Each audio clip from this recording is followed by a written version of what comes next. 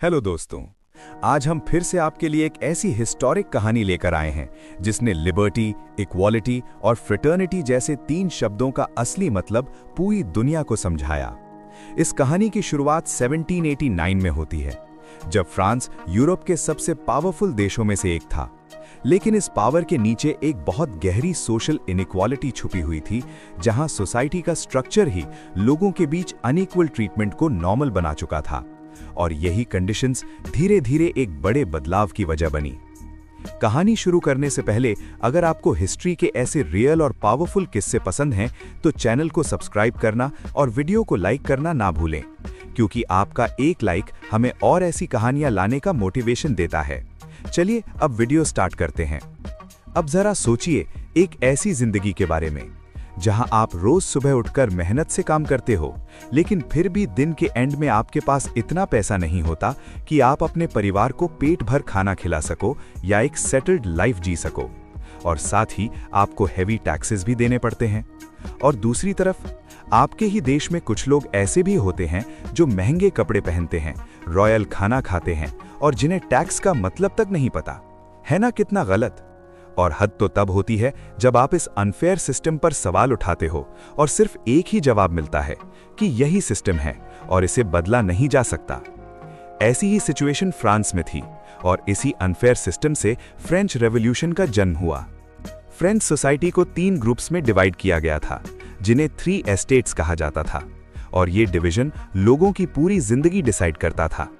First estate में church के लोग थे, जिनके पास रिलीजियस पावर थी, सोसाइटी पर स्ट्रॉन्ग इन्फ्लुएंस था और जिन्हें टैक्स देने से पूरी तरह छूट थी। सेकंड एस्टेट में नोबल्स थे, जिनके पास जमीन, वेल्थ और पॉलिटिकल प्रिविलेजेस थे और ये भी लार्जली टैक्स से एग्जेम्प्ट थे।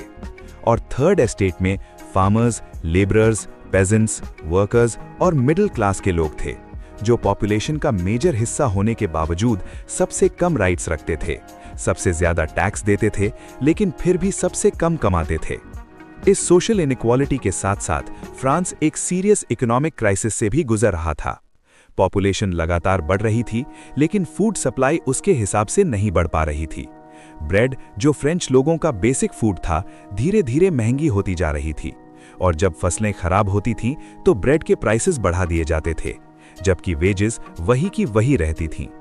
इस सिचुएशन को सबसिस्टेंस क्राइसिस कहा जाता है, जहां लोग पूरी मेहनत करने के बाद भी अपनी बेसिक जरूरतें जैसे खाना, रहना और जीना पूरा नहीं कर पाते।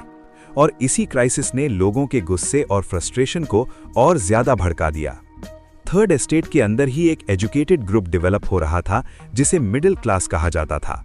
ये लोग नए आइडियाज पर डिस्कस करते थे, जैसे लॉ के सामने सब बराबर होने चाहिए, पावर एक ही आदमी के हाथ में नहीं होनी चाहिए और लॉज सबके लिए सेम होने चाहिए। धीरे धीरे ये आइडियाज स्ट्रांग होते गए और लोग इक्वालिटी और फ्रीडम के कॉन्सेप्ट्स के लिए रेडी हो गए। फाइनेंशियल क्राइसिस के कारण फ्रांस के किंग लुई 16 ने एस्टेट्स जनरल की मीटिंग बुलाई। थर्ड एस्टेट को उम्मीद थी कि उनकी प्रॉब्लम सुनी जाएंगी, लेकिन वोटिंग सिस्टम में उन्हें बराबरी का हक नहीं मिला। बस फिर क्या था, लोगों का गुस्सा फूट पड़ा। 14 जुलाई 1789 को लोगों ने बास्टील प्रिजन पर अटैक कर दिया। बास्टील सिर्फ एक जेल नहीं थी, बल्कि रॉयल ऑपरेशन और इनजस्टिस का सिंबल थी। यहां लोगों को बिना ट्रायल के बंदी बनाकर रखा जाता था और इसी इवेंट को फ्रेंच रेवोल्यूशन की शुरुआत माना जाता है। रेवोल्यूशन के बाद किंग की एब्सोल्यूट पावर को लिमिट कर दिया गया। एक कॉन्स्टिट्यूशन बनाया गया, जिससे फ्रांस एक कॉन्स्टिट्यूशनल मोनार्की बना। इसी दौरान declaration of the rights of man and citizen लिखी गई, जिसमें क्लियरली लिखा था, लॉ के सामने सब बराबर हैं, फ्रीडम हर सिटीजन का बेसिक राइट है और पावर का सोर्स नेशन होता है, ना कि कोई किंग। लेकिन पॉलिटिकल टेंशंस और कॉन्फ्लिक्ट्स के कारण यह सिस्टम भी ज्यादा स्टेबल नहीं रह सका। मोनार्की अबॉलिश कर दी गई, किंग को एग्जीक्यूट कर दिया गया और फ्रांस ऑफिशियली रिपब्लिक बन गया। इसके बाद भी इंटरनल कॉन्फ्लिक्ट्स और पावर स्ट्रगल्स चलते रहे। रोबेस्पियर और जैकोबिन्स ने पावर संभाली और रेन ऑफ टेरर शुरू हुआ। इस फेज में सिर्फ शक के बेसिस पर भी लोगों को बिना ट्रायल के एग्जीक्यूट कर दिया जाता था। रेवोल्यूशन का गोल फ्रीडम और इक्वालिटी था, लेकिन एक्सेसिव फियर और पैरानोया ने टेम्पररी डिस्ट्रक्शन क्रिएट कर दिया। आखिरकार रोबेस्पियर को हटा दिया गया और रेन ऑफ टेरर खत्म हुआ। इसके बाद डायरेक्टरी एस्टैब्लिश की गई, जहां 5 मेंबर्स मिलकर पावर शेयर करते थे। लेकिन करप्शन और पॉलिटिकल इंस्टेबिलिटी के कारण यह सिस्टम भी ज्यादा दिन स्टेबल नहीं रह सका। फ्रांस ऑफिशियली रिपब्लिक तो था, लेकिन अनसर्टेनिटी और इकोनॉमिक प्रॉब्लम्स कंटिन्यू रहीं। विमेन ने रेवोल्यूशन में एक्टिवली पार्टिसिपेट किया, लेकिन उन्हें वोटिंग और पॉलिटिकल पावर नहीं दी गई। और फ्रांस के कॉलोनीज में स्लेवरी का सिस्टम होने के बावजूद रेवोल्यूशन के आइडियल्स के बाद भी स्लेवरी तुरंत खत्म नहीं हुई, बल्कि लंबी स्ट्रगल के बाद अबॉलिश की गई। रेवोल्यूशन का गहरा इम्पैक्ट लोगों की लाइफ पर भी पड़ा। लॉज चेंज हुए, एजुकेशन रिफॉर्म्स हुई, फ्यूडल टाइटल्स और प्रिविलेजेस खत्म हुए और लोग सब्जेक्ट्स के बजाय सिटीजन्स माने जाने लगे। इस तरह लिबर्टी, इक्वालिटी और फ्रेटर्निटी सिर्फ स्लोगन्स नहीं रहे, बल्कि सोसाइटी की सोच का हिस्सा बन गए। लगभग 10 साल की स्ट्रगल के बाद भी फ्रांस पॉलिटिकली अनस्टेबल रहा और 1799 में नेपोलियन बोनापार्ट ने सरकार पर कंट्रोल ले लिया और नया सिस्टम बनाया। इसी पॉइंट को इफेक्टिवली फ्रेंच रेवोल्यूशन का एंड माना जाता है, क्योंकि मोनार्की तो नहीं थी, लेकिन फ्रांस अब ना पूरी डेमोक्रेसी रहा और ना ही एक ट्रू रिपब्लिक। नेपोलियन के अंडर रेवोल्यूशनरी आइडियल्स कुछ हद तक प्रिजर्व हुए, लेकिन सेंट्रल अथॉरिटी स्ट्रांग और अथॉरिटेरियन बन गई। और इस फेज ने यह सिखाया कि रेवोल्यूशन के आइडियल्स को सिर्फ लॉज से ही नहीं, बल्कि स्ट्रांग पॉलिटिकल स्टेबिलिटी और स्ट्रांग लीडरशिप से भी मेंटेन किया जाता है।